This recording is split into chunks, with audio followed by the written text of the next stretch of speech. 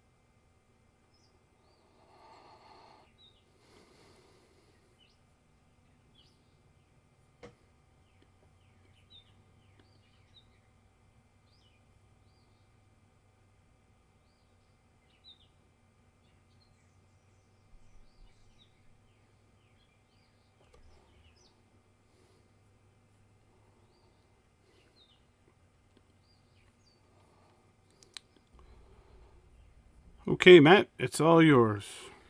Well, greetings, everybody. Thank you so much for coming in to our first experimental Folks Like Us Presents concerts and interviews. I couldn't be more thrilled to have this gentleman be my first guest. Not only does he make such an incredible impact on the world we live in, he's just a really great guy. You know, Reggie Harris is about as good as it gets. Don't you all agree? And the idea here is that each one will have a loose theme. Next week, I will have in the Folks Like Us Presents room a concert and chat with Mustard's Retreat, David Tamulevich and Libby, and we're going to be talking about a lot about how about the history of folk music and how it has fed their careers and my careers and our repertoire. So that should be real interesting. But tonight, what we're going to talk about is songwriting, something that both Reggie and I do, and I know by looking at the folks in the room, something that that a lot of you do as well. And so what I would like to encourage you to do before we even start is just a couple of things. If you have any ideas or any questions about songwriting or anything we say, please take advantage of the chat. When we're done with our portion of this, I'll open that chat and read some of that stuff, or you can just write it there and just for your own reference, and I'll open up the room and you can ask us those questions live and in person. But for the next hour, I would say just put it in the chat and we'll try to get to it we could even get to it in the middle as we're going. So feel free to use the chat is what I'm saying. And what we're going to do is, actually, I think what I'm going to do is just get us started because if you've ever been to a Matt Watroba concert, you know that the very first thing you do is sing. Sing together. That's right. So make sure you're muted because it wouldn't be singing together if you're not muted. And since we're doing songwriting tonight, I'll open and just do a couple verses from the songwriter that inspired me more than any other songwriter. Into his 80s now, he still continues to write great songs. But this one is from probably 55 years ago, and from the pen of the great Tom Paxton. And a song that I very often use to open my community sings, just because it has a really easy chorus, like this. And I can't help but wonder where I'm bound, where I'm bound. Can't help but wonder where I'm bound. You want me to put the lyrics up, or do you think you got it? And I can't help but wonder where I'm bound, where I'm bound. Can't help but wonder where I'm bound. You can even try some harmony. Oh, I can't help but wonder where I'm bound, where I'm bound. Can't help but wonder where I'm bound. It's a long and a dusty road. It's a hot and a heavy load. The folks I meet ain't always kind. Some are bad and some are good. Some have done the best they could. Some have tried to ease my trouble in mind. Let me hear you now. And I can't help but wonder where I'm bound, where I'm bound. Can't help but wonder where I'm bound. Sing it again. Oh, I can't help but wonder where I'm bound, where I'm bound. Can't help but wonder where I'm bound. I've been all around this land, just doing the best I can, trying to find what I was meant to do. And the people that I see, they look as worried as can be, and they wish that they were a rambler too. And I can't help but wonder where I'm bound, where I'm bound. Can't help but wonder where I'm bound. Sing it out. Oh, I can't help but wonder where I'm bound, where I'm bound. Can't help but wonder where I'm bound. So if you see me passing by, you sit and you wonder why, and you wish that you were a rambler too. Nail your shoes to the kitchen floor, lace them up and bar the door. Thank your stars for the roof that's over you. Last time. And I can't help but wonder where I'm bound, where I'm bound. Can't help but wonder where I'm bound. I lied, one more. And I can't help but wonder where I'm bound, where I'm bound. Can't help but wonder where I'm bound. Gotta tell you, one of the things I love about that song is its simplicity. And I don't know if Reggie would agree with this or not, but I think writing a long-lasting, simple song is about the hardest thing a songwriter can do, even though it sounds like it should be easy. Pete Seeger once said, I think, something like, strive for simplicity, then learn to mistrust it, which I always thought, what an interesting kind of quote from a guy who wrote some really, really great songs, some complicated songs and some simple songs. What do you think about that concept, Reggie? You'll have to unmute there. I think it's a beautifully clever and actually a brilliant concept. And, you know, and you're right, it is really difficult to write good, simple songs. So often, I think the temptation, of course, is to make that song, I don't know, you know, the idea of songwriting, in one sense, is that you're trying to create a picture, create an atmosphere, and distill that down to as few words as you can. Now, obviously, there are a lot of songwriters who don't do that. They like words and words and words. But, you know, for a song to last, the spirituals last because they're simplistic. You know, and a lot of the folk songs that we love have simple choruses or even sometimes simple verses. And that song, you know, within one throw, I can't help but wonder where I'm bound, where I'm bound. I can't help but wonder, you know, wade in the water, children, wade in the water. God's going to trouble the water. You know, ain't going to let nobody turn me around, going to keep on walking, keep on talking, marching up to freedom. I think I owe a lot to that kind of simplistic writing and to the power of those songs because they stay in. It's like, you know, my mother used to say that meal will stay on your bones. Right. Keep your eyes on the prize. Hold on. Right. Hold. I mean, that 2 syllables and it says so much, doesn't it?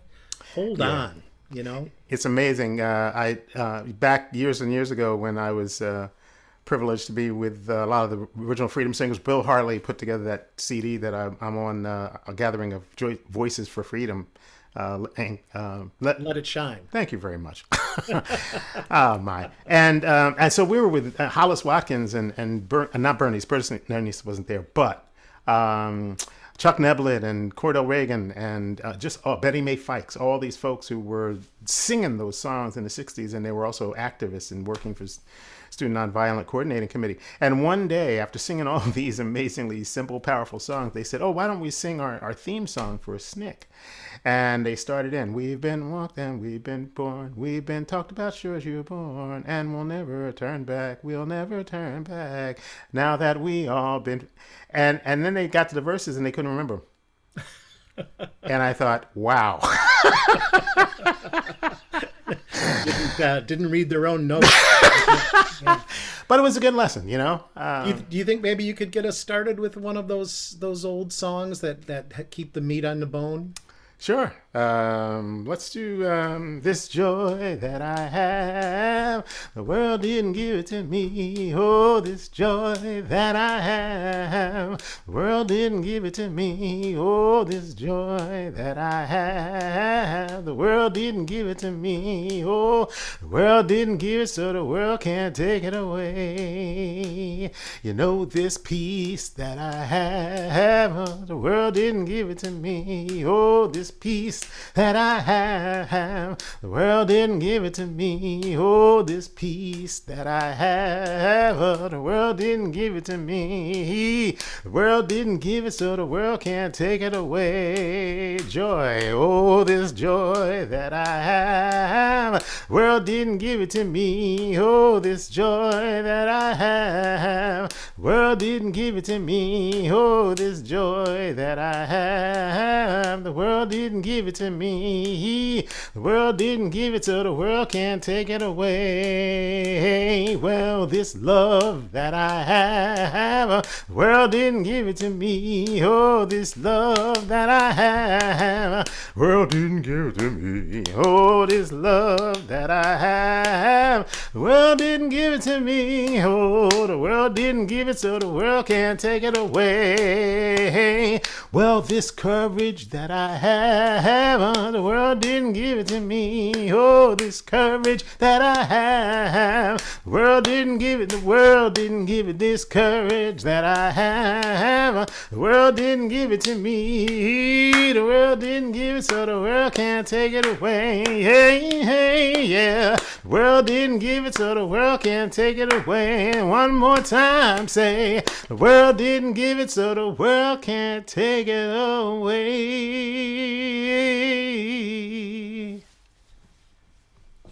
You know, that's like a short story, isn't it? I mean, it's got the depth of a novel. The world didn't give it, and the world can't take it away. That is such a great tagline, right?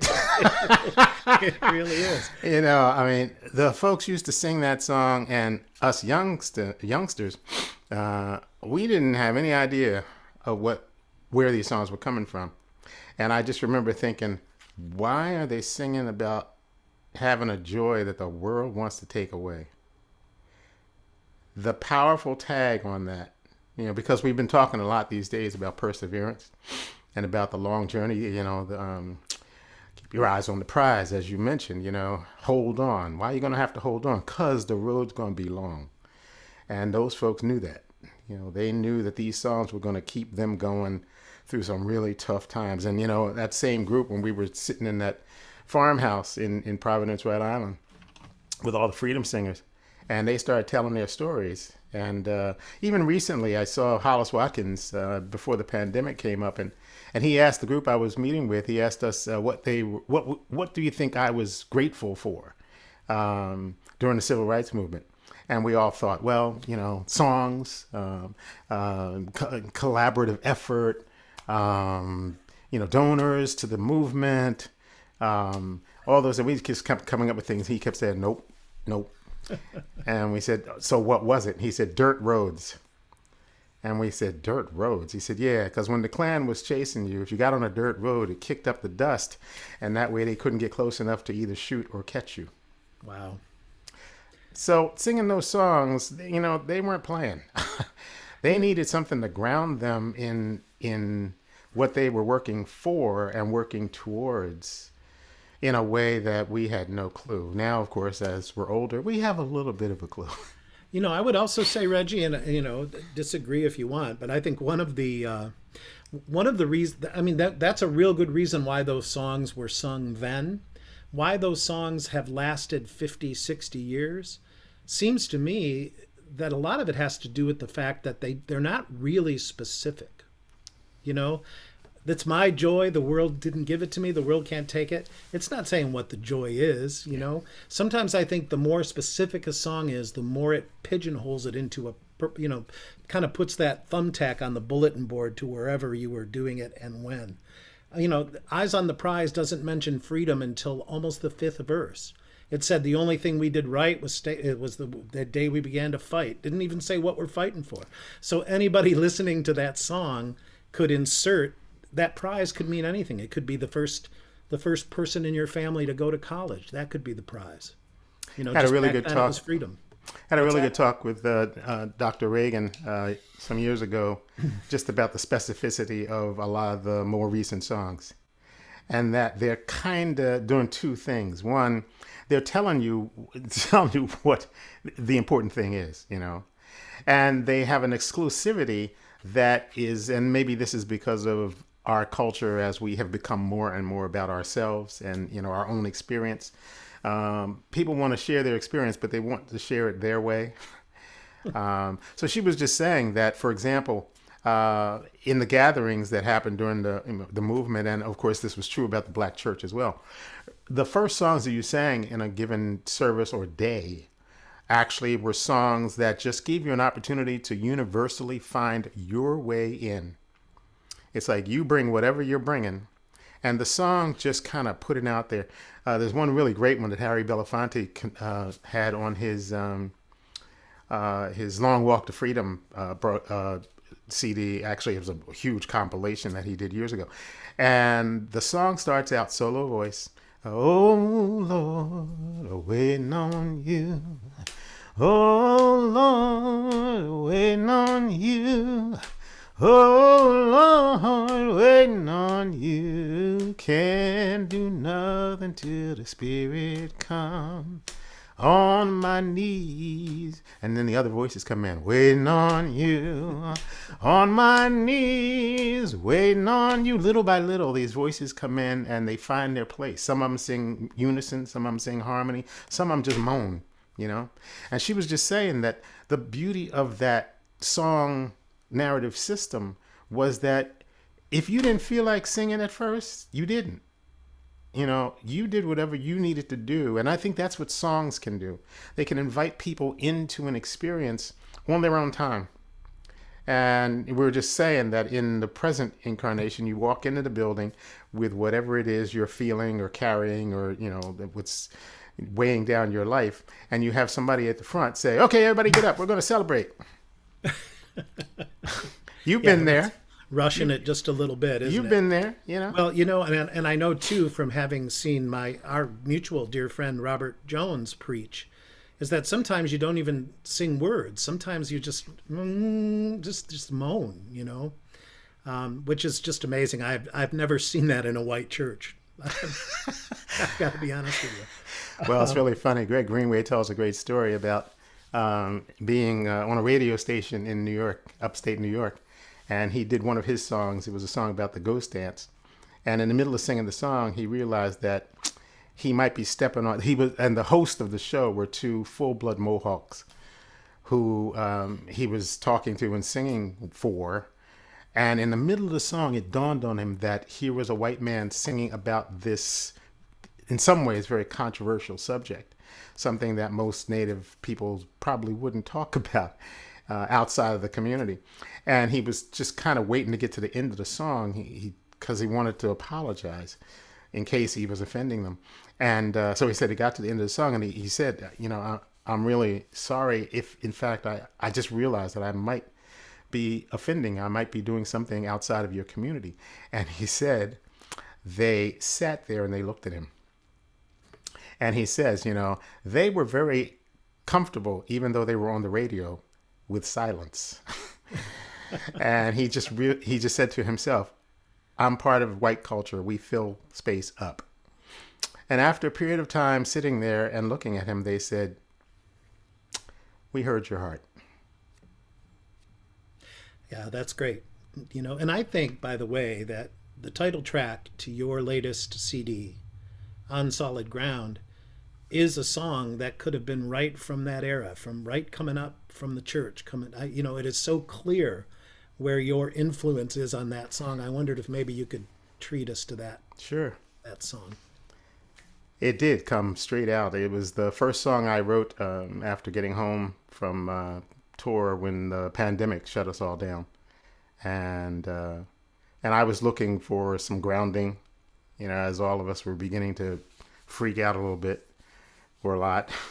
And I remember that it was after an online concert that I did, one of the first ones I did, and people, their faces just cried out for something. And I sang Wade in the Water on that broadcast, and I sang a couple of other spirituals because I needed to hear those.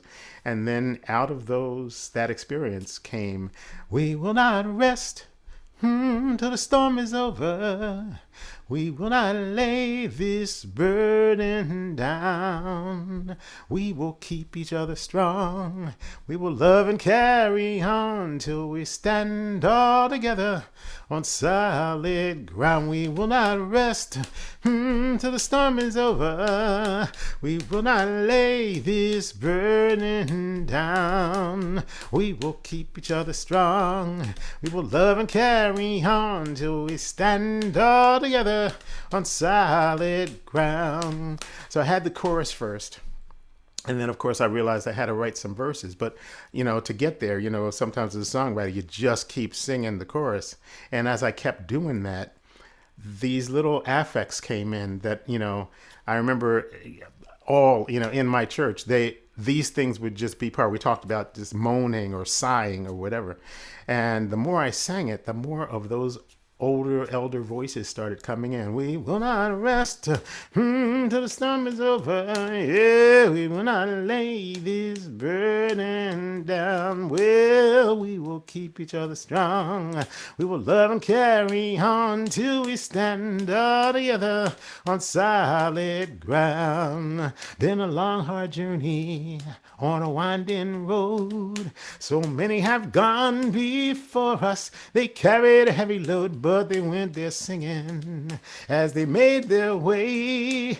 Now it's in their footsteps we follow as we work today. We will not rest till the storm is over. We will not lay this burden down. Keep each other strong. We will keep each other strong.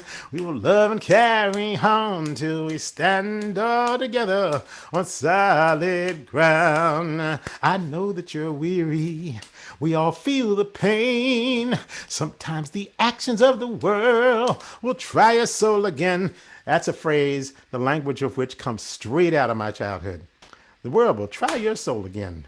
But I know there's a better day, and it's coming our way. That's why we're raising our voices as we work today. We will not rest till the storm is over. We will not lay this burden down. Well, we will keep each other strong. We will love and carry on till we stand all together on solid ground. All around us there's hatred. All around us there's fear. Violence touches our lives, and the message is clear. We mourn our martyrs, and our hearts they'll stay. Then we'll sing, we shall overcome, and go on our way. We will not rest till the storm is over. Hey, we will not lay this burden down. Yeah, we will keep each other strong. We will love and carry on till we stand all together on solid ground. Till we stand all together on solid ground. Will we stand all together on solid ground?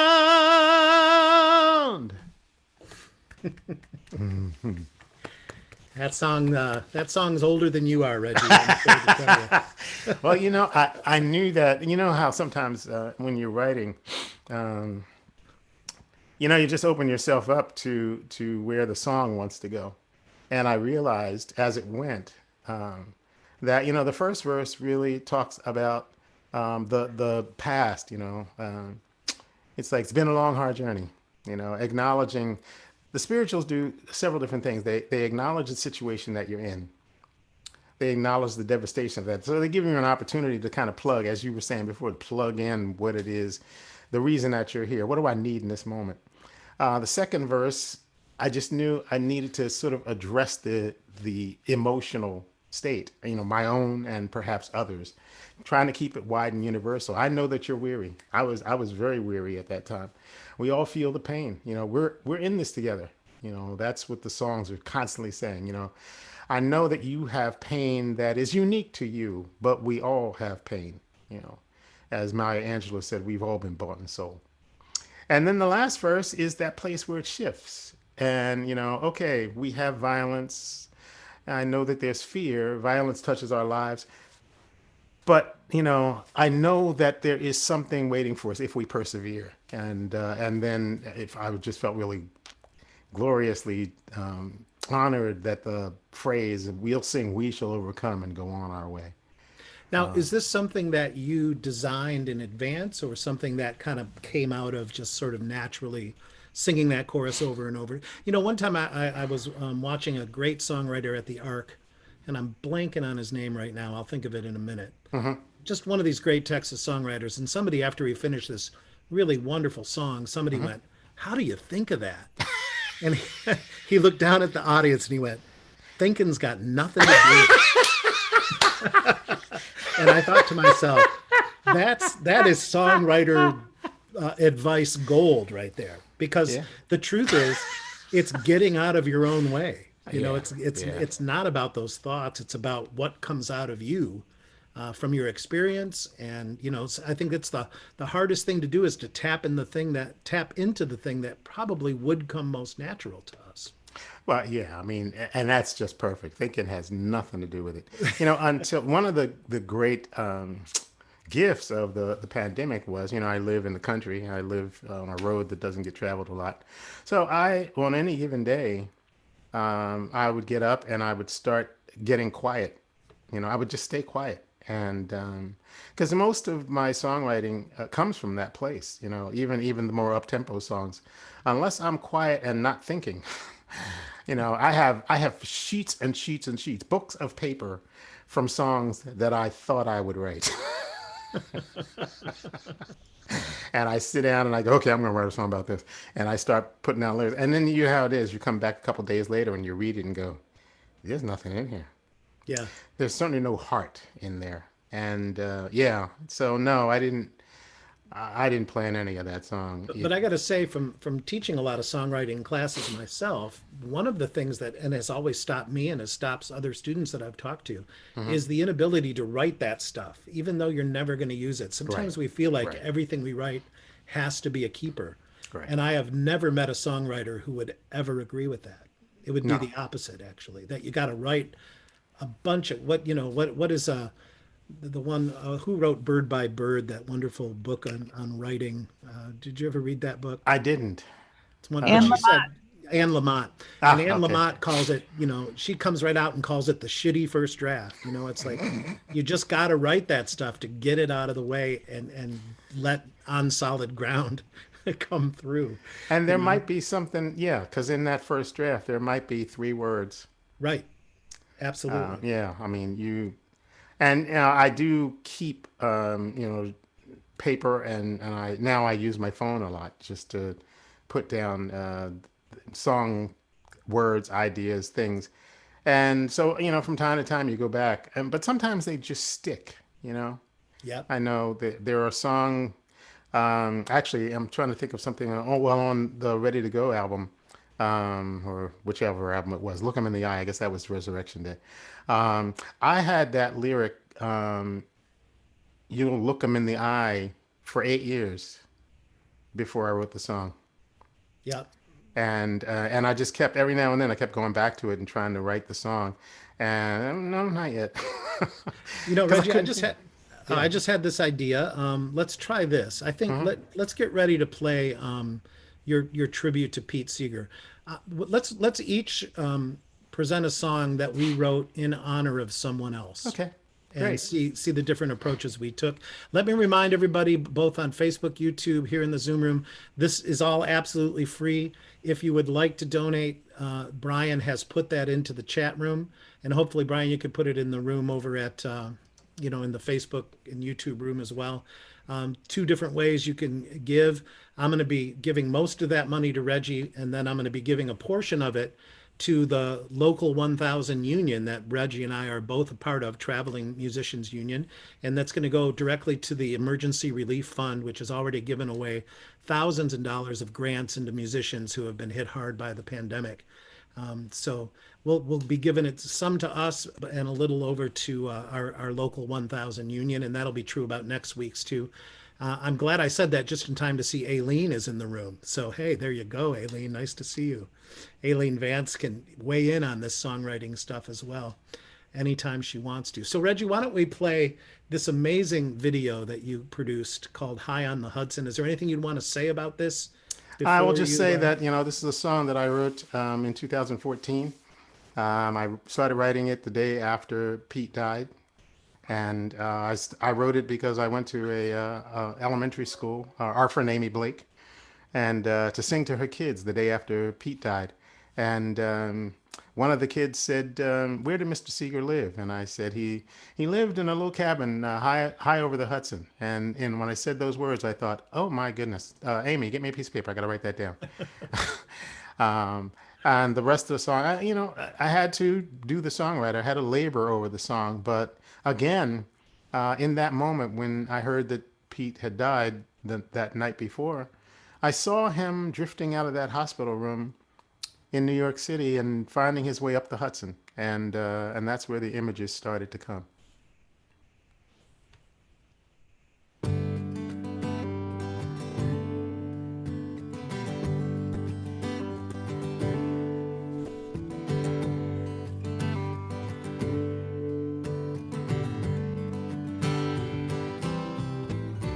The news came over the air tonight. Pete Seeger went sailing today. Set out on the Hudson by 9 o'clock, searching for new songs to play. Passed by Bear Mountain, making great time as the water slapped hard on the bow.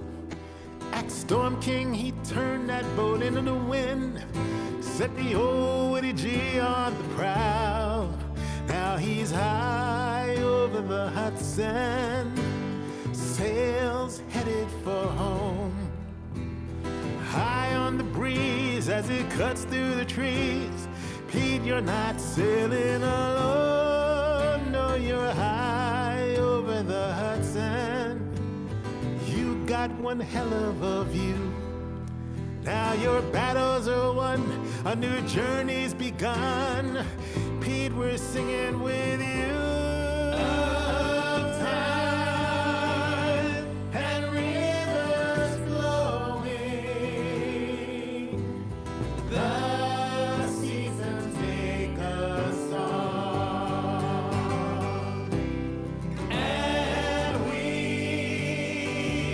who live beside her will try to sing along.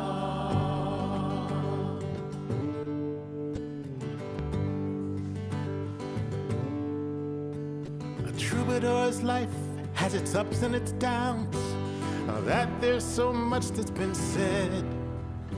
Pete spoke out for justice year after year, a leader who actually led. He sang out for freedom, he sang out for peace, taught through the power of song. Ahead of his time in all seasons of life, he kept us all singing along. Now he's high over the Hudson, sails headed for home. High on the breeze as it cuts through the trees. Pete, you're not sailing alone. No, you're high over the Hudson. You still got one hell of a view. Now your battles are won, a new journey's begun. Pete, we're singing with you.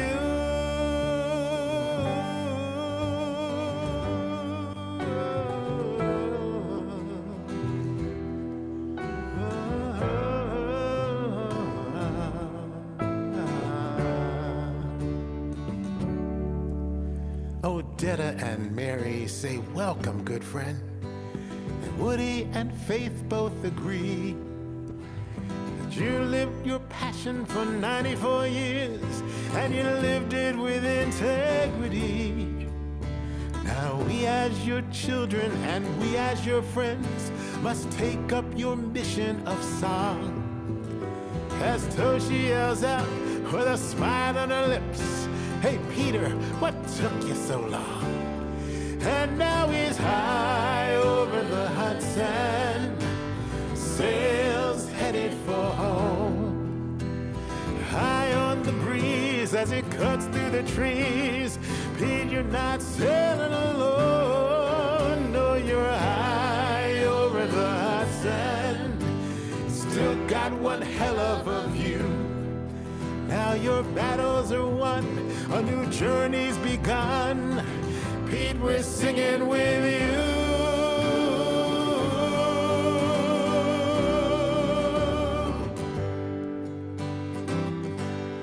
And we who must join in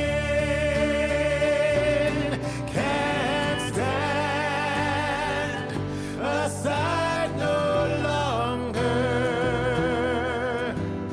Now let the songs begin.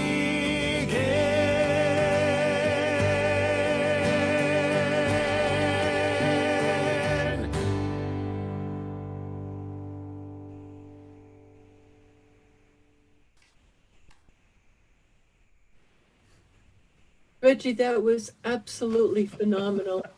That was so, so beautiful. Thank you. So, I loved it. Thank you.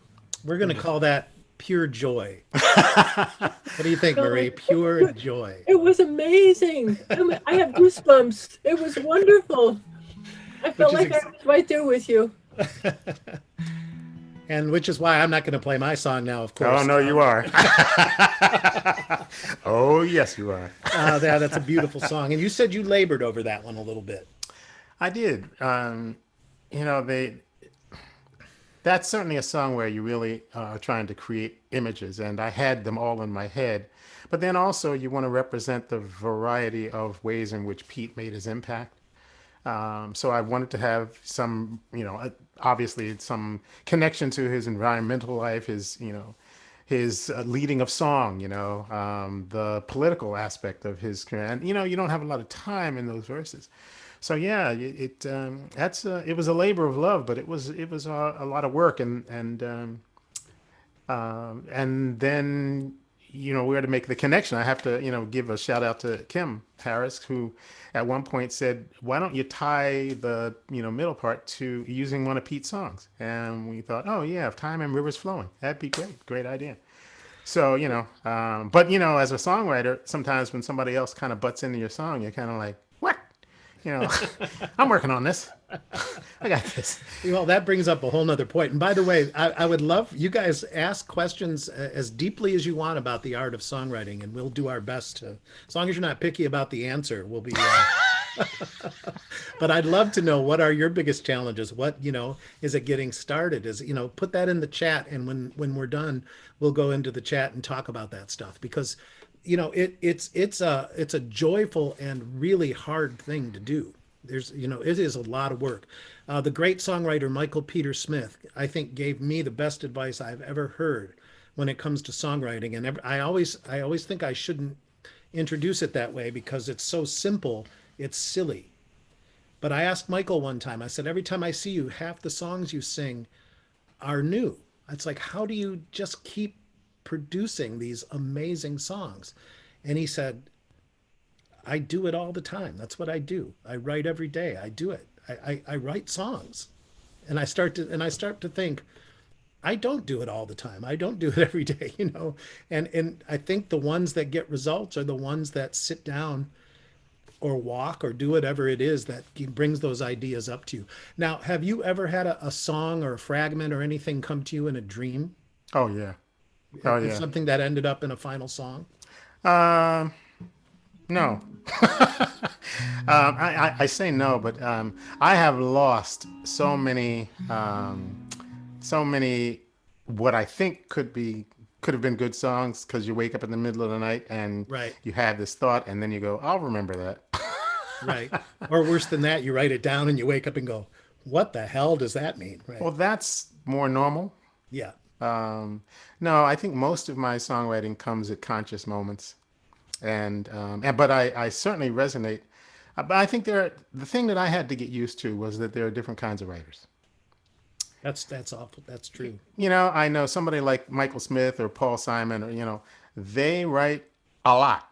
And I know David Wilcox is probably like this.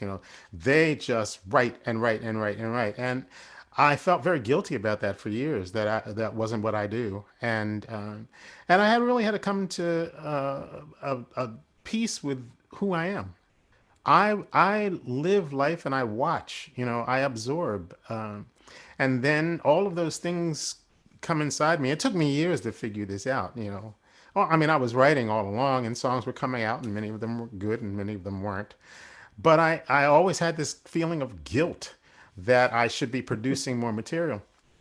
Two things. One, with the kind of life I lead, there's not a lot of space for writing.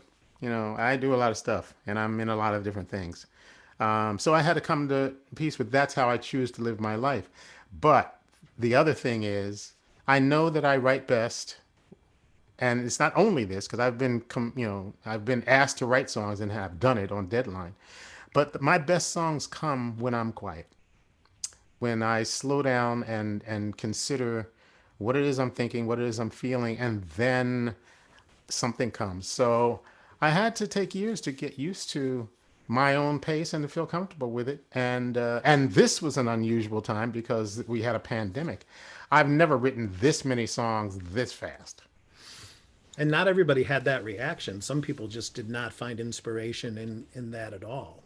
True. I wrote a couple songs during the pandemic, but certainly not what I'm used to.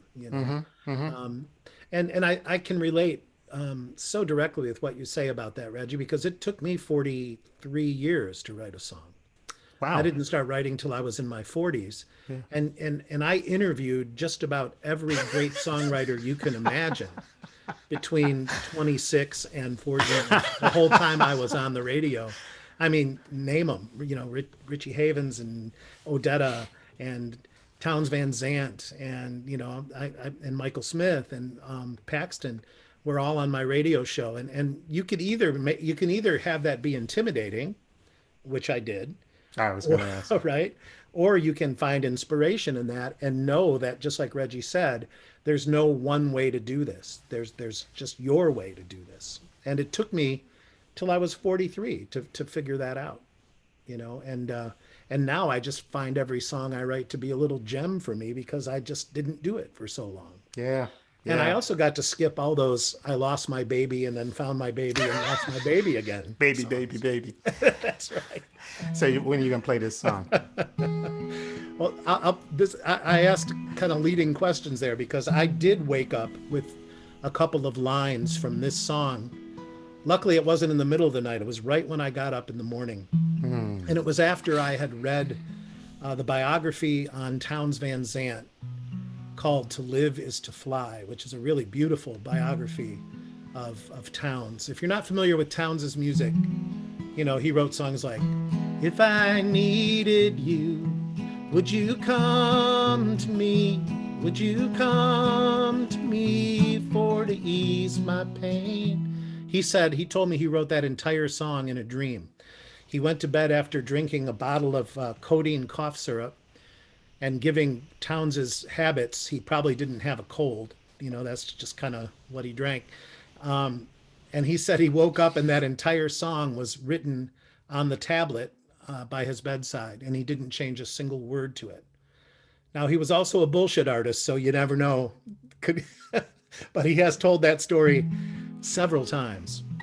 He also wrote that great song, living on the road, my friend, it's gonna keep you free and clean. But now you wear your skin like iron, with a breath as hard as kerosene. I mean, really. Yeah, really? About Pancho, he's a bandit, boys, with a horse as fast as polished steel. He wore his gun outside his pants for all the honest world to feel. Think about that line. He wore his gun outside his pants for all the honest world to feel.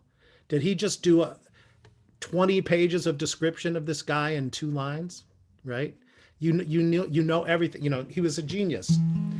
But he was a tortured genius. And after reading his book, I think I finished it at 3 a.m.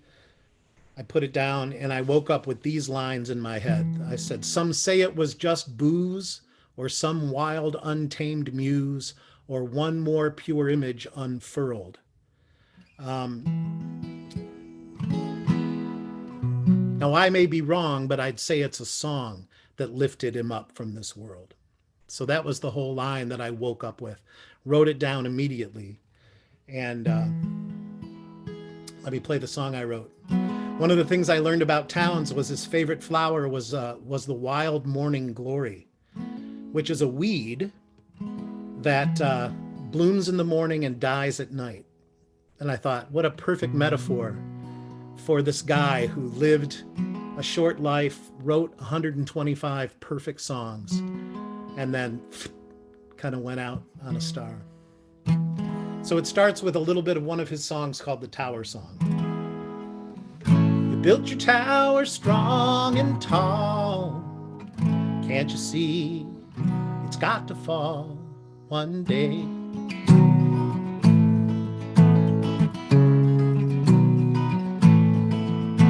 So sing us a story, you wild morning glory. Reach down into places unseen. What others call shadow is merely the mad flow of the people and places you've been. Your life was a gamble, a perpetual ramble you tamed with the beauty of rhyme. You walk the tightrope, and just like you lose hope, then out of the dark hole you climb. Don't dig at the details, the devil goes deeper. He wakes when you're looking away. He visits you when you've lost one more weekend, just keeping the demons at bay.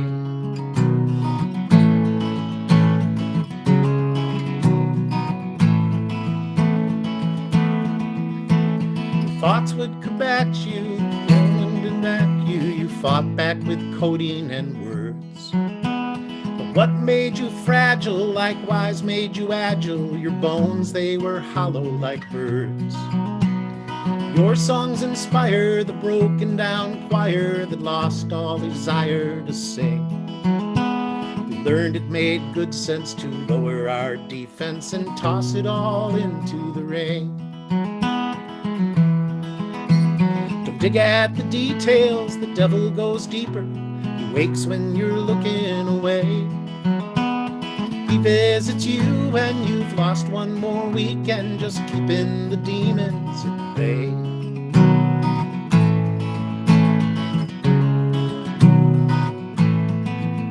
Some say it was just booze, or some wild untamed muse, or one more pure image unfurled. I may be wrong, but I'd say it's a song that lifted you up from this world. So sing us a story, you wild morning glory. You went unarmed to the fray. You built the tower, and just like the flower, you bloomed and were gone in a day. Don't dig at the details, the devil goes deeper. Wakes when you're looking away. He visits you when you've lost one more detail, just keeping the demons at bay.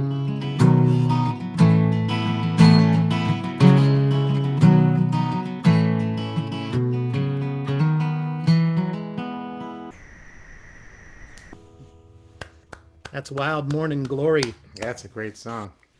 One time I had him on my radio show, and you got to understand, he was addicted to 1,000 drugs. Right. And sometimes there would be these, he would have long silences, between thoughts and words on the radio, which, with Native American people, that's okay, but it's still dead air to a radio host, I got to tell you. But I remember asking him, Townes, I said, Townes, everybody loves that song, Pancho and Lefty, that you wrote. I said, how'd you write that song? How'd that one come up? And I'm going to try and replicate the way he told me this. He said, then we're live on the air at WDET. He says, well, Matt, I wrote that song, Pancho and Lefty, in a chair. And I went, oh, a chair. Great, Townes. He goes, and he said, and you know what, Matt? if you would have been in that chair at that time, you would have wrote that song. Of course, I said, "Where the hell's that chair?" You know. He was a character, that man. I'll tell you. You know, there's obviously I had a dinner once with David Wilcox, and we were actually at the Omega Institute, and he was there for the week. He was doing this thing where they gave him a cabin, and it was made known to everyone there that if you stopped by the cabin and talked to him for a couple of minutes, he'd write you a song. Wow. And he did that with a friend of mine and I. We had the person I was having dinner with, my friend Alan Riley, at dinner. I was talking mostly to his wife because David has this amazing ability to sometimes just kind of go away. You're sitting there talking to him, and suddenly something else calls to him, you know, and he would go away. But, you know, we were having a wonderful conversation. And then he would come back and he would say, "So the two of you have been friends for a while?" And he said, "Yeah, a long time." And he'd say, "Oh, and how'd that start?" And he went, so then he said, "Come by the cabin." And so we did. We came by the cabin, and he asked a couple other questions. And then he sat there in silence for probably 2-3 minutes. And then he started playing, and he wrote this song. And I said, "Wow, I don't know where you go, but it's a powerful place." Yeah, right. If you had a map or perhaps a GPS, I could. But I also know that for certain kinds of songs I write, I don't go quite that far away, but I do go somewhere, and I know that in myself when I'm in that place, you know, I get really quiet, and I get if I'm disturbed, I get really irritable, and I don't want distractions, and I lose the ability to actually be social, you know, and that's where those songs, my song Resurrection Day, you know, I had to climb back into the hospital room. I did that with the songs 3:16 a.m. as well, on Ready to Go. I had to climb back into the hospital room during my liver transplant and allow myself to be in that space for that song to come. Wow. And I actually wrote a large part of that song on a train coming back from Toronto, where I'd been visiting Ken Whiteley, who was going to produce the album. I started writing the song that night, and on the train was almost empty because it was the first train coming back into the United States after transportation had been shut down after Hurricane Irene. And I was on that train in pretty much my own car, weeping and writing the lyrics to that song. And I don't usually go that deep, but you know, I mean, that certainly actors who use that method style of acting, they tap those places all the time, don't they? Before you play whatever you're going to play, let me just say how excited I am to see you with a guitar. For those of you who don't know, Reggie broke his wrist, and this is the first time I've heard him pick up a guitar. And how long has it been, Reggie? 3 months. 3 months. Yeah, I 3 months ago I had a fall on black ice, and seemed at the time like a very simple thing. I iced it overnight, and it's been 3 months since I've been able to actually pick up a guitar and put my fingers in a position where sound comes out, so, and not have pain. I was just going to say, and then I guess we probably should open it up and talk to some people, but one of the other things that happens is that sometimes as a guitarist and a musician, you get ideas. Sometimes I wrote a song on Ready to Go, Harlem Renaissance. I wrote it one morning in the shower. I was about to do a residency with some third graders in Troy, New York, and they had studied the Harlem Renaissance, and I was trying to think. I needed to write a song with them, and I kept thinking, what? And I took a shower, you know, an hour before going to the school, and the shower has produced a number of songs. For me too. I get a lot of ideas. Maybe this happens with you too. Yeah. After doing my sound check before a concert, that space between saying to the sound engineer, "Yep, that sounds good," and going to my dressing room, Interesting. is a very fertile time for ideas to come. And thank God for phones, because that's usually when I record whatever it is and then come back to it. But sometimes you get a chord progression that starts to reveal itself to you. And on Ready to Go, I wrote the title cut. Well, I'm sitting here thinking about the world today. Oh, glory, hallelujah.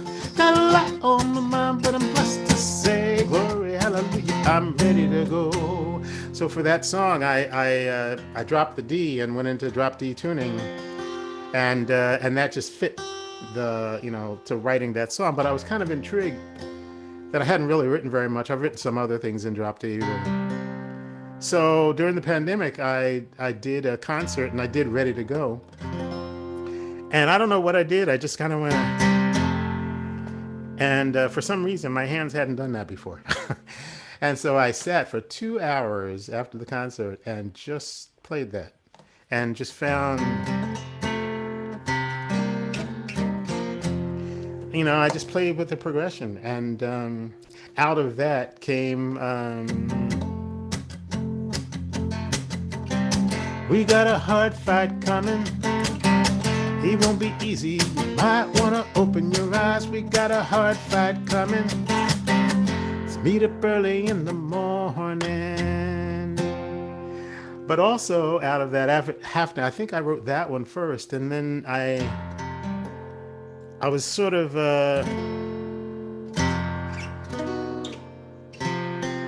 the sound of that was just so much fun to make. And I thought there's something else in here. And so it came.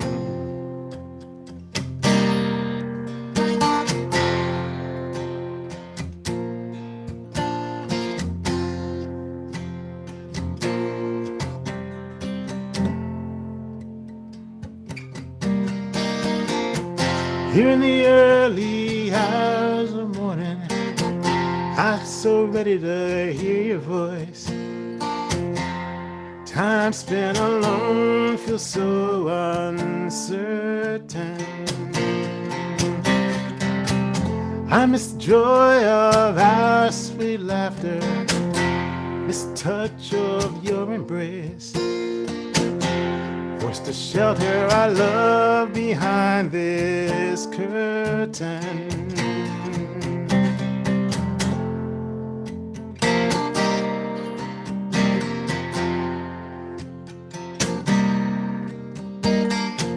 As the gift of joy and passion, I love the way light finds your face. A smile brings my heart with such emotion. Days go by with miles between us. Across this desert we found a place. Shelter our hearts to love's devotion. Every minute of every hour of every trying day, we smile and we sigh and say how long.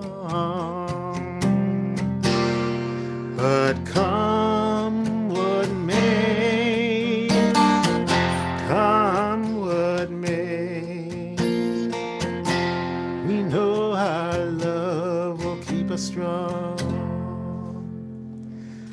So sometimes it's just exploration of sound that brings out an emotion that you weren't even necessarily aware was there. What I love about that, Reggie, is that two very different sounding songs came out of the same sort of noodling session. Yeah. You know, you're playing that progression, you're playing in the drop D, and it's not two similar songs that come out. It's two very different songs, which is very cool.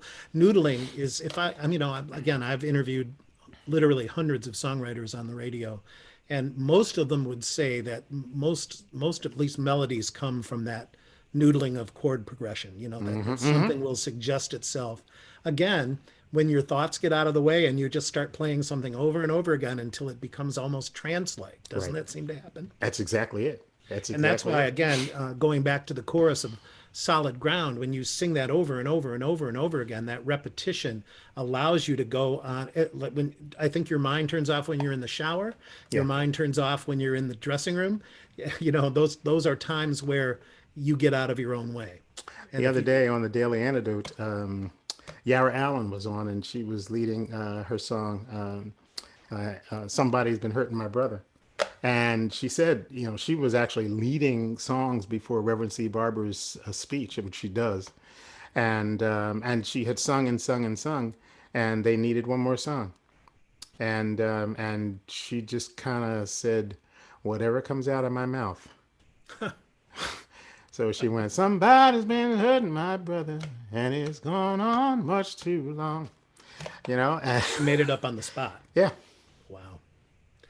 That's major getting out of your own way right there. Well, and she said she was terrified in the moment because she couldn't think of another song to do. Right. But yeah, you in those moments, I think you are, and she had sung songs.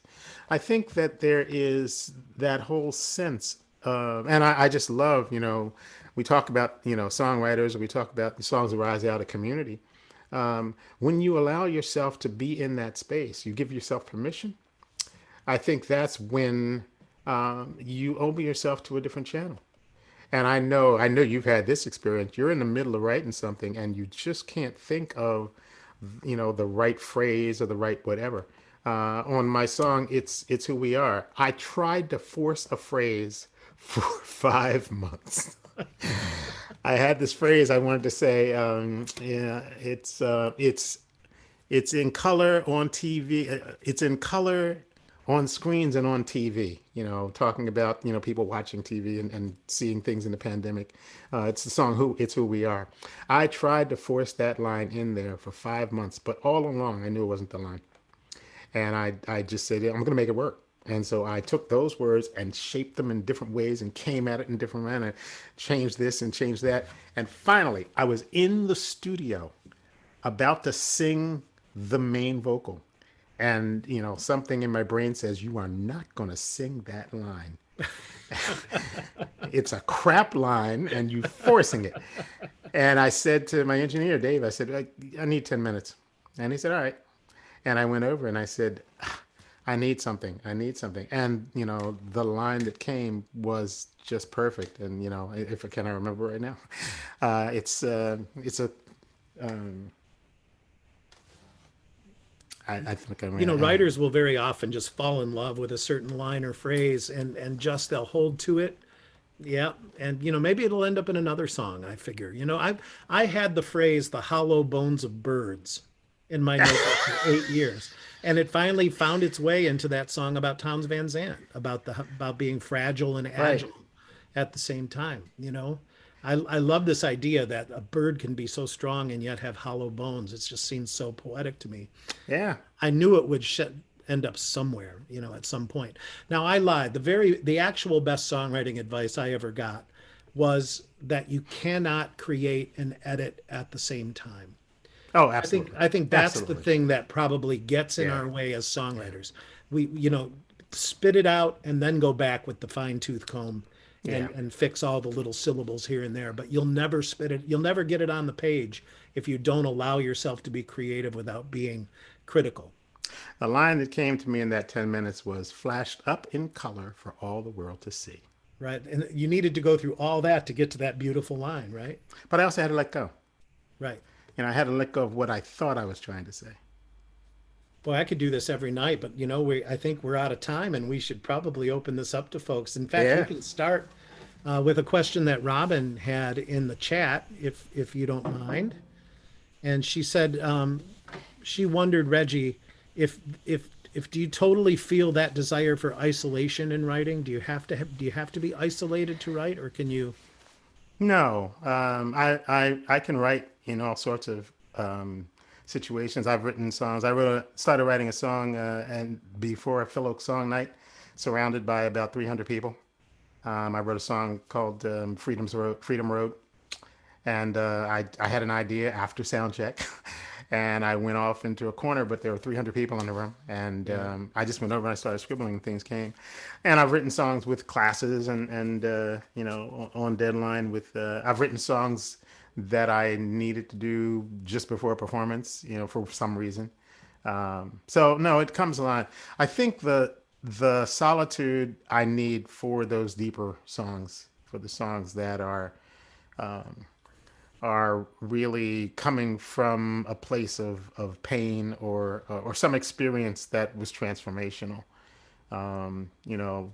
Hickory Hill, Resurrection Day, those are the songs for me that I needed to get to a place, physically and emotionally where there was lots of space and I could just get lost in the words.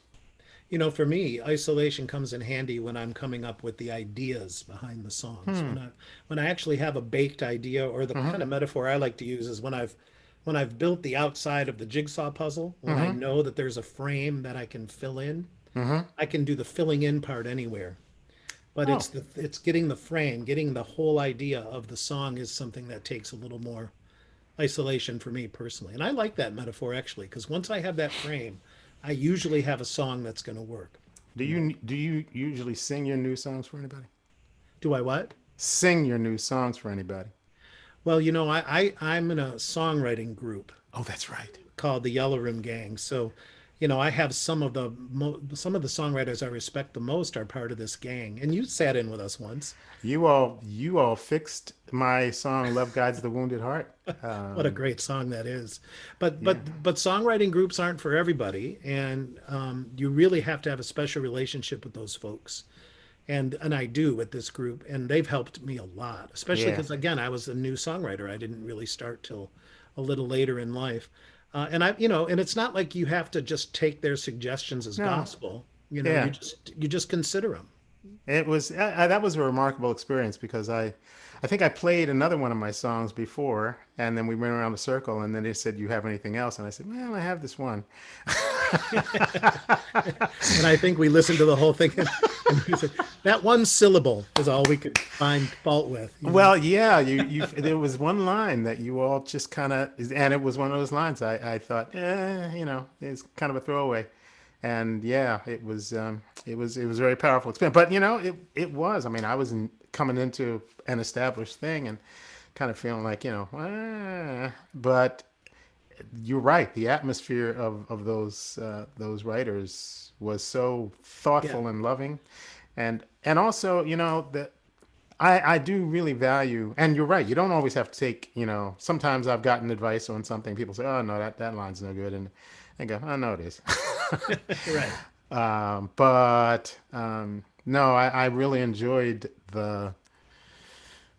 I don't want to say vibe, but I really enjoyed the atmosphere of Well, sitting in with you all all. all eight of us really, when we decided to do this, and we've been doing this now for 13 or 14 years, we didn't want one of the songwriting groups where you play your song and everybody just pats you on the back and says, "Great." We really wanted people to dig in and talk about what worked for them and what Yeah, didn't work for them. So for me, a songwriting group for me is only worth it if we're really gonna get down into the nitty gritty of this stuff. yeah, yeah. This Well, is interesting. Cheryl makes the observation that she tends to forget her own lyrics. She'll remember the lyrics to other songs that she sings. And I'm exactly the same way, Cheryl. But I think it's because I rarely sit around the house and sing my own songs. I'm singing Utah Phillips and when just for my own pleasure. So I think I sing other people's songs more than I sing my own songs. I sing them when I perform, uh-huh. but not so much when I'm just sitting around the living room. I started to sing two things I got from a choral director that I worked with years ago. When I'm learning my new songs, and yeah, I'd probably have more trouble remembering my own lyrics. I will sing, I'll sing it forward a lot of the time, and then I'll start coming backward. I'll sing the last verse, Oh, wow. and his idea was really learn the last couple of verses because then you're singing to something strong, That's great. singing to what you know. And the other thing that I do is so many of the songs, particularly the songs that I write that are really emotional, that really touch on things that life transformational things or emotions. Um, I visualize scenes for the verses. So when I'm singing them, I'm often in a room, or I'm often in a space, or seeing someone's face, or I attach things to the verses and the chorus. So not so much the choruses, but I attach things to the places that I have trouble, so that when I'm singing the song, I actually go there. That's great. That's a great way to remember things for sure. Um, it's a great way to write too. I mean, one of the members of the Yellow Room gang is Jan Christ, who's a really beautiful writer and beautiful person. And she has a painter's eye as a song. So she'll imagine a song as a painting and she'll fill in those images like visually, which I think is a great, but that's the way she does it. There certainly is no one way to do it. Although image laden songs are usually much better songs. I want to feel it. I want to see it. I want to taste it. I want to, I don't know about you, but I could feel the wind high on the Hudson, Oh yeah. Reggie made me feel that through his words. I tell you that the video was such a revelation because my friend, the videographer, Mike Camoin, said when he first heard the song, he thought to himself, oh God, I wish I'd get a chance to make the video of that. And that one shot that we used the drone and it comes around and across the ocean, the river. That really is the first image I saw in my mind when I wrote the line high on the breeze as it cuts through the trees. Yeah, it's great. I mean, that shot typifies what was in my mind when I wrote that line. And I had nothing to do with it because he was running the drone. If somebody wanted to see that video again, it's available out there on YouTube? It is actually. It's on YouTube. I think actually it will be on YouTube this week. It's I put it on my Facebook page, so you can go there. And I'll make it available actually after this week. It's been unlisted for a week. Marie, do you have a question? Yes, I do. I wrote a question in the chat, but I don't think it came out. Reggie, can one buy that video? No, not at this point. But you can watch it over and over. It will be available. Yeah. I know, but I have so many people that I'd like to send it to. Okay. Well, it's on my Facebook page. You can, and also, I'll actually put the link to the video in the chat. And Okay. yeah. Thank you. So, sure. Does anybody else have any questions? Yeah. Who is their hand? Oh, Barbara. Yeah, thanks. First of all, Reggie, you have found out how to defy the laws of physics because you're here live while you're also on the water at the same time. It's taken years, Barbara. It's taken years. That's okay. I'm on the radio right now, too. We're magic men. True. Now, I wanted to ask about, I'm glad you mentioned It's Who We Are, because that song is really cathartic for me because you hear so many times, terrible things are going on and people say, this is not who we are. And right. I'm screaming, of course it's who we are. Why do you think it's happening? What style are you in? So I'm just so glad that you wrote that song. And I just wondered how you came up with that. And why hasn't anybody else said that? I'd been working on that idea for about 3 or 4 years. Yeah, I think back to, presidents always say that this is not who we are. And, we're the light on the shining hill, and politicians say it. And every time I heard it, it just got more and more maddening because we have a history as a nation of all of these horrid things. And it's not saying that we haven't done good things as well, but certainly the history of our nation is very troubled. So I started trying to write a song that addressed that. And I actually wrote 27 verses of ugly stuff. And I couldn't finish it. And the verses just kept coming. And I thought, because my general sense of things is that because of my upbringing, because of my involvement in civil and human rights, because of my belief that even in the darkest of times, many have stepped up to do the right thing. All of those things. So I just said I have to, at the end, somewhere in this song, I need to provide some idea of hope. And it was during the pandemic, I think somewhere around April or May, when I saw people flooding into the streets after George Floyd was killed, and the folks in Portland and folks in Louisville after Breonna Taylor, and I saw different people of different races and colors and ages and just flooding in the streets and saying no, we are not waking up, and I thought in that moment, here is a window of change, and then the line but we can change came, and once I wrote that And that's a really energetic song, and I just needed something to punch the chorus, and that came up. But we can't change, and then I could tag it on the back end, and then I the song goes out with "Take up the future, what we hope to be." I mean, that's a litany, that kind of thing I do in several of the songs I've written over the course of years. I did it in All My Relations, and I kind of like to load those things in. That's a very African American, but a very liturgical thing that I've picked up over the years. So, and then the song made sense. And but I would tell you, in in the studio as I was singing the vocal, I got to the end, and and saying, "But we can change, but we can change," and then I got to the end, and I couldn't decide whether I wanted to say "But we can change" or "It's who we are." And we had a 20-minute discussion in the studio. Greg Greenway, Dave Schonauer, my engineer, and I, about what the most important thing to say at the end was. And we finally sort of hashed it out and said, no, we got to say, we can change. So. One of the things that's really inspired me in this conversation, Reggie, is this idea that we all have these influences, whether we recognize them or give them a name or not. Yeah. You just talked about the liturgical side of things, the African American side of things. Every single one of us has something like that we can tap into if we can get out of our own way. And it might be Broadway musicals, or it might be whatever it was that turned you on to music. Yeah. Should definitely be part of it. I notice sometimes that someone who really loves Broadway, even though they're doing a folk song, well, you'll sometimes hear a little snippet of something that sounds like it could be from a Broadway play. Oh, yeah. And I love that. It's like, I think sometimes advice I give to young songwriters is don't just listen to each other.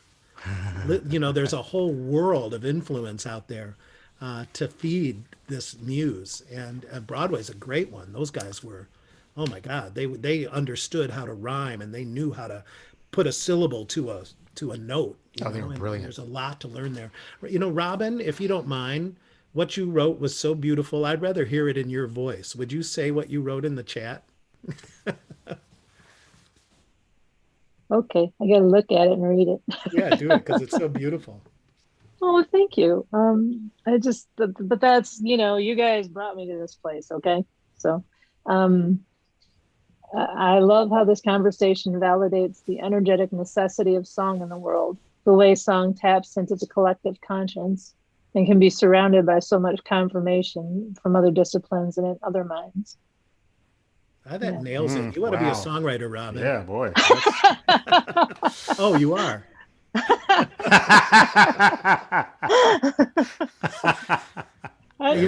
Robin took one of my performance classes, and I experienced something with Robin. She just came alive. It's like I felt like you discovered something in that class that was such a joy to be near. So That's awesome. I hope you keep that up. Yeah. Well, we'll get back to it one day soon, I suppose. Yeah, that's true. Does anybody else? Oh, go ahead. I just wanted to say that kind of brings into mind another question for me. We were talking about, Reggie mentioned earlier how the pandemic created, everybody's reaction was different. Some people really wanted to write and they wrote certain things, and some people wrote different things. I found like now I went for months without really playing at all. And coming back to my own songs, I approach them differently now. Like I'm a different person. Yeah. Which is super cool, actually. Yeah. Like I don't feel like it's a loss at all. And I just wonder, like, if anybody else experienced anything like that, or, like where you find your work has changed because it changed you, Yeah. And, I guess when it comes right down to it, we're never the same person in the next moment, Yeah, I think you're right, but I think that so much of our society encourages us to, and maybe not us, but encourages people to hold on to who they think they are. Yeah. And to fiercely guard. I mean, I think that's the whole point of conservatism, and where a lot of our nation is right now. You get a series of beliefs and of ways of doing things, and then you protect that against all possible change. And I learned years ago. When I first joined, Kim and I got involved with the Kennedy Center and the Kennedy Center of Changing Education Through the Arts. And you come in and you have things that you do, and they sort of point them out, and then they show you ways to make connections to not only other artists, but also to schools or curriculum connections and all that. And the idea is, this is what I do. That's how I came in. We think, oh, we have these things we do. And and then somebody looks at your idea and does something with it, changes it, and you go, wait a minute, the whole copyright idea, or, you changed what I do. This is what I do. And they were very encouraging of us to say, that's what you did yesterday. Look at what you did yesterday and examine it, critique it, have other people critique it, and then see it's the spiral of learning. Now that you've done it, and now that you've seen what you've done, what can you do better? What can you do differently? And slowly but surely it started to, if I thought of that thing, I guess I can think of other things. Yeah. I would say holding on to and protecting what you think or who you think you are is the textbook example of getting in your own way. That's exactly what we mean by it, right? Yeah. So, that whole sense. I know, for example, that, I came out of my liver transplant experience during the experience, the last 7 to 8 months, music just went away. I wasn't interested in making music. I wasn't interested in listening. I had friends come to the hospital and say, would you like me to play your song? I'd say, no, not really. And they went, oh, really? I didn't find comfort in music during that time. I had things to think about, and I had a life to consider. And once I came out, exactly as Cheryl said, when I came out, everything was different. And I had to go back to my CDs that I'd already made and relearn my songs and then say, I'm not going to play that like that. And, I changed that. And the other thing was that a few years ago, I was given 6 weeks of time at a retreat center in Florida, the Hermitage Retreat Center. And I went there, and now I had weeks. I didn't go all at once, but I had a week at a time that I took. And I'm there with time to consider what I do. And during that time, it was really frightening at first. I thought, I have all this time, I have to write, I have to, produce. But I gave myself permission to, again, get quiet and just not. And that's how, 3:16 a.m. and how Ready to Go and how all those songs that became that album came out of it. So for the pandemic, actually, I think having had that experience, I actually got there faster. I now knew that I couldn't travel, I couldn't do shows, I couldn't be out in public. And I thought, oh, I'll just use this as creative time. What will I do? And things started happening. Well, Reggie, we probably should wrap up. I don't think I need to tell you this, but I will. I love you. Absolutely. You can't do wrong in my book, my friend. Well, I love you. And I love these opportunities that we get to collaborate and talk. I think that's the other important thing between all of us artists is we need to get out of our own heads, and we need to talk to each other about things that matter to us, and release some of our fears and some of our and share some of our joys and celebrate each other. And you and I just seem to do that with great ease. It's really true. We do. I feel like I've known you my whole life, and that's not the case. But yeah. Pretty amazing. And everybody else, please join us next week with Mustard's Retreat. Both one of the things both myself and Mustard's Retreat has in common is that we've been influenced by all kinds of folk music. And we're going to talk about the influence of folk music on songwriting, on our performing, and all that. It should be a lot of fun. David Tamulevich, if you're not familiar with him, is an incredibly influential and sweet man who pretty much saved, I think, it was part of a handful of people who saved folk music in the 1980s by carving out the places we play, teaching venues how to hire artists. He represented all kinds of great artists, and he's just got a lot to say on this subject. So we're gonna, just like Reggie and I tonight, we're not going to talk much about it in advance. We're just going to have a conversation with a lot of music next week. So I'd love it if you joined us. If you do, just go ahead and email me, and I'll make sure you get the link. I'd also like to say thanks to Brian Dozer, who's just so good at what he does, keeping the technical side of things happening. And the more we do these, if you're interested, turns out I got a pretty good Rolodex, and we'll get some folks in here that'll blow our minds if we want to. So no cough syrup. Reggie, thanks so much. Appreciate it. You, thanks, Matt. everybody. Thanks now, all. I got to say, like my friend Don White says, if Brian just kills it, we all disappear and it's rude. So the best way to do it is to just like slowly just drift you guys off. Can leave, drift off, right? Otherwise, I feel like I've cut you off at the knees, and I don't want to do that. So, thank you so much, everybody, for coming in. And did you cut the Facebook yet, Brian? Nope. Okay. Yep.